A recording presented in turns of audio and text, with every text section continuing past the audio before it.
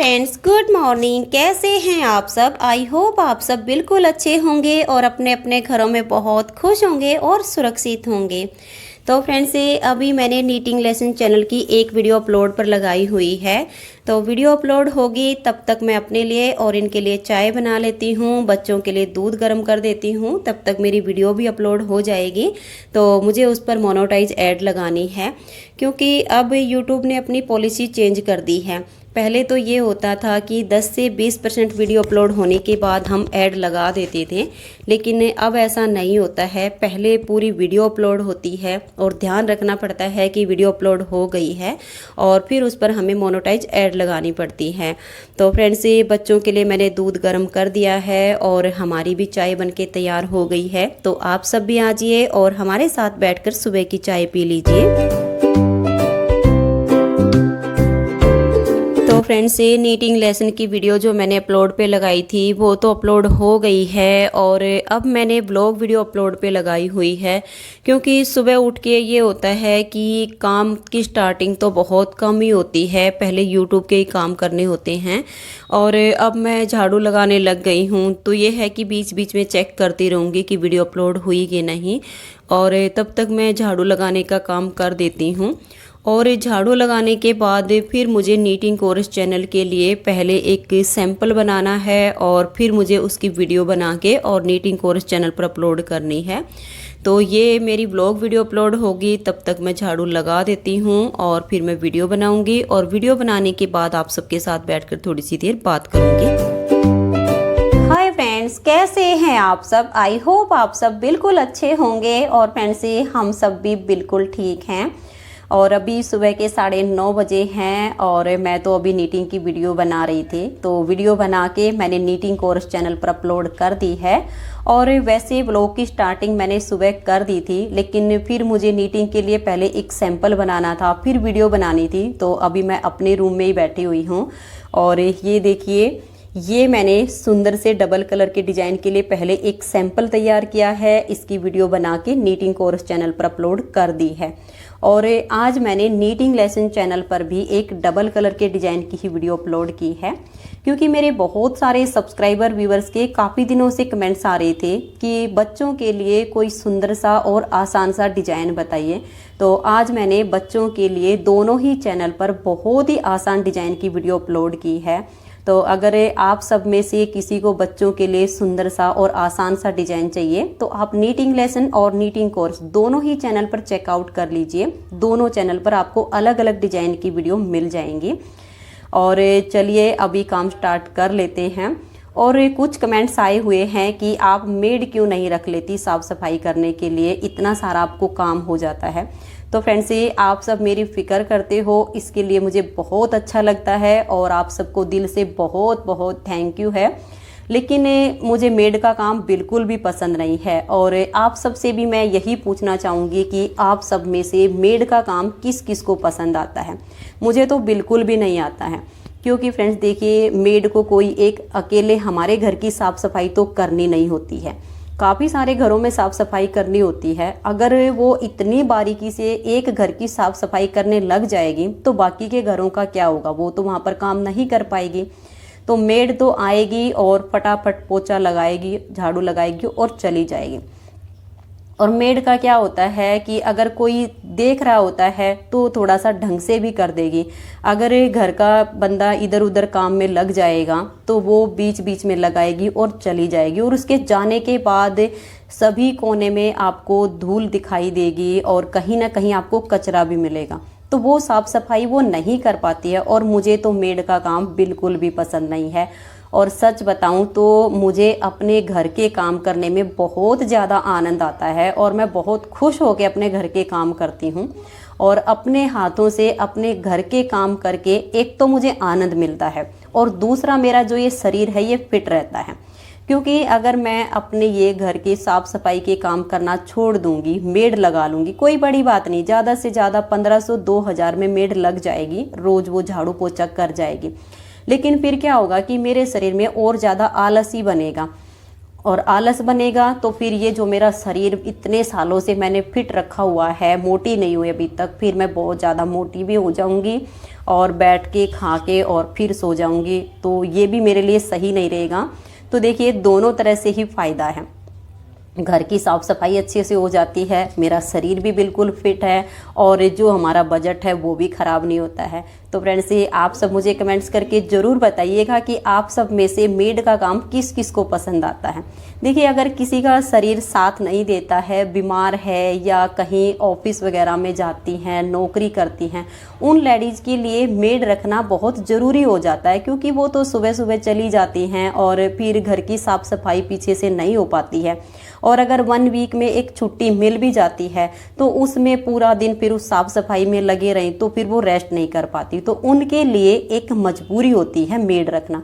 लेकिन मैं एक हाउस वाइफ हूँ और सारा दिन घर में ही रहना है, तो ये सब काम मैं कर सकती हूँ। और एक ये होता है कि कोई काम करके दुखी होता है तो उसे भी रखना पड़ता है, लेकिन सच में मुझे तो अपना काम करके बहुत ज़्यादा आनंद मिलता है। तो चलिए अब अपना काम स्टार्ट कर लेते हैं और काम से फ्री होने के बाद फिर थोड़ी सी देर बैठकर बात करेंगे। तो फ्रेंड्स यूट्यूब के काम से तो फ्री हो गई हूँ और अभी किचन में आई हूँ। वैसे तो किचन के मेरे बहुत सारे काम पड़े हैं, लेकिन अभी सबसे पहले मैं दूध को छान के और इसी को गर्म करने के लिए रखूँगी, क्योंकि दूध को उबलने में काफ़ी टाइम लगेगा और दूध उबलेगा तब तक मेरे जो भी किचन के एक्स्ट्रा काम है वो सब मैं कंप्लीट कर लूँगी। तो अभी दूध को छान के और इसमें 1 गिलास पानी डाल के इसको बॉयल करने के लिए रख देती हूँ।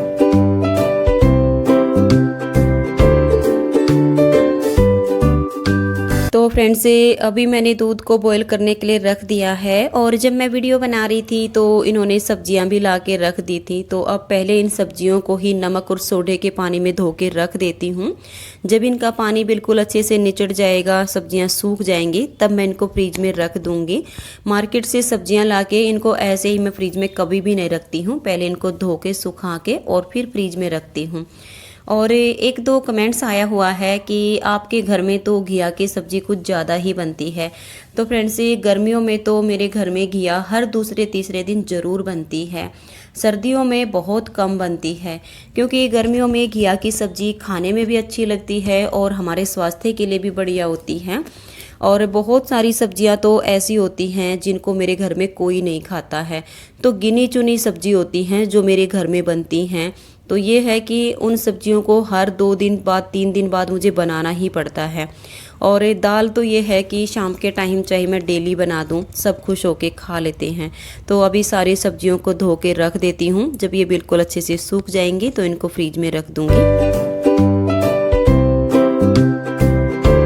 तो फ्रेंड्स इस टाइम पे कंपनी की तरफ से इंजीनियर आए हुए हैं एलसीडी को दीवार पर सेट करने के लिए, क्योंकि कल रात को ही इसे खरीद कर लाए हैं और शोरूम वाले ने बोला था कि कल सुबह 10 बजे से पहले पहले इंजीनियर आपके घर पहुंच जाएगा, तो इसे सेट करवा लेना।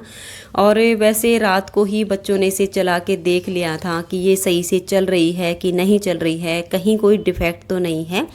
और अभी इंजीनियर आए हुए हैं तो इसे दीवार पर सेट करवा देते हैं। और ये फ्रेंड्स हमने सैमसंग कंपनी की ली है, 32 इंची एलसीडी है और ये 13,000 रुपये की आई है।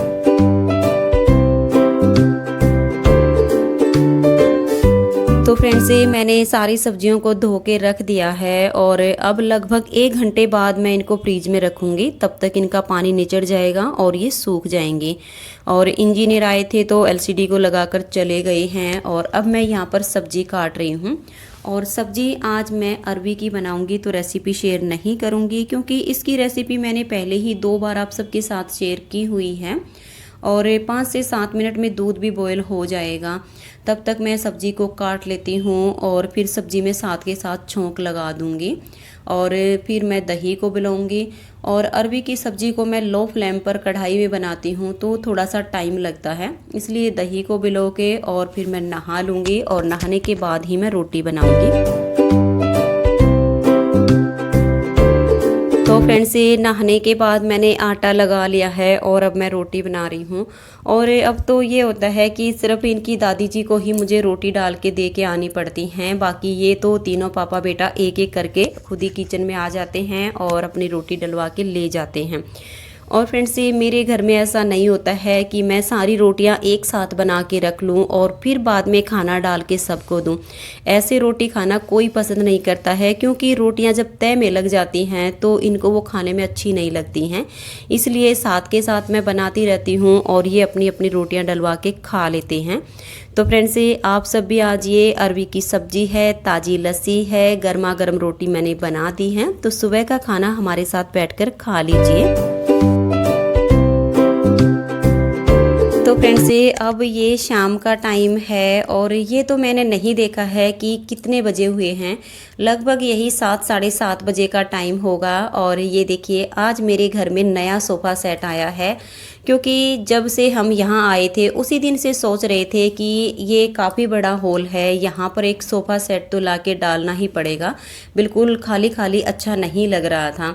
और मेरे जो सोफ़े थे मेरी शादी के वो काफ़ी पुराने हो गए थे और पानीपत गई थी तो सिर्फ 5 सीटर में से 2 सीट ही मैं इसकी लेकर गई थी और एक गांव में ही छोड़ दिया था, तो वो तो अब बिल्कुल ही डिफेक्ट हो गया है इतने सालों से पड़े पड़े।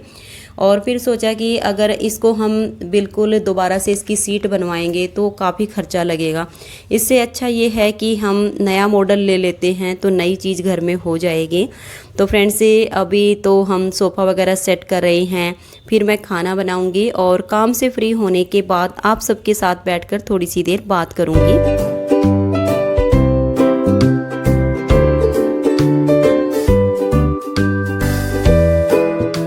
हाय फ्रेंड्स, कैसे हैं आप सब? आई होप आप सब बिल्कुल अच्छे होंगे और अपने अपने घरों में बहुत खुश होंगे और सुरक्षित होंगे। और फ्रेंड्स ये आज LCD लगवाई है, नया सोफ़ा सेट लिया है। और सच बताऊं तो सोफ़ा सेट लेने का तो हमने कभी सोचा नहीं था। पानीपत में थे तब ये ज़रूर सोचा था कि सोनीपत जाने के बाद LCD तो ज़रूर लगवाएंगे, और जो हमारा पुराना टीवी था वो हमने वहीं पे बेच दिया था। लेकिन सोफ़ा सेट लेने के बारे में नहीं सोचा था कि वहाँ पर जाके नया सोफ़ा सेट भी लेना है। वहाँ पर तो हमने ये प्लान किया था कि मेरी शादी का जो सोफ़ा सेट है उसकी 2 सीट तो हम साथ में लेकर गए थे और 3 सीटर गांव में ही पड़ा था। वैसे काफ़ी डिफेक्ट हो गया है, लेकिन वहाँ पर हमने यही प्लान किया था इनकी दोबारा से सीट बनवा देंगे और इस पर पॉलिश करवा देंगे तो ये नए जैसा हो जाएगा। लेकिन फिर पूछा कि कितना खर्चा आएगा, तो 8 से 9 हज़ार रुपये का खर्चा बताया इसकी पॉलिश का और इसकी सीट बनाने का। और फिर साथ में जो मेज थी वो भी काफ़ी पुरानी हो गई थी और उसकी जो प्लाई है वो भी कहीं कहीं से उखड़ गई थी, तो उस पर दोबारा से प्लाई लगवाना, पॉलिश करवाना, तो 1000-1500 रुपये का खर्चा मेज पे आ जाता। तो फिर ये बोलने लगे कि इतना पैसा इस पुरानी चीज़ पे लगाएगी, इससे अच्छा ये है कि कुछ पैसे और मिला के और नया ही ले ले, तो एक नया मॉडल घर में हो जाएगा, नई चीज़ घर में आ जाएगी। और इस पे तो 9-10 हज़ार रुपये खर्च करके भी ये पुरानी की पुरानी ही रहेगी। तो फिर इस वजह से हमने नया सोफ़ा सेट ले लिया है। और फ्रेंड्स ये तो परमपिता परमात्मा की कृपा है और आप सबकी दुआओं का फल है कि जो चीज़ मैंने ना चाही थी वो भी मेरे घर में आ गई है। और मैं तो हमेशा एक ही नियम फॉलो करती हूँ कि सच्चाई और नेकी का जीवन जीना चाहिए, परमपिता परमात्मा को याद करना चाहिए और अपने कर्म को पूरी ईमानदारी से करते रहना चाहिए। बाकी जो हमारे भाग्य में होगा वो परमात्मा जरूर देगा। दूसरों को देखकर कभी ईर्ष्या नहीं करनी चाहिए, जो अपने पास है उसी में खुश रहना चाहिए। और इसी नियम पर मैं आज तक अटल हूँ। अगर मेरे पास कोई चीज़ नहीं होती है, दूसरों के पास होती है, तो मुझे तब भी बहुत ज़्यादा खुशी होती है कि उसके पास ये वाली चीज़ है, बहुत अच्छा लगता है। तो फ्रेंड्स आज जो भी है वो परमात्मा का दिया हुआ है और आप सबकी दुआओं का फल है। तो आज की इस ब्लॉग वीडियो में इतना ही, मिलते हैं नेक्स्ट वीडियो में, तब तक के लिए नमस्कार, बाय बाय।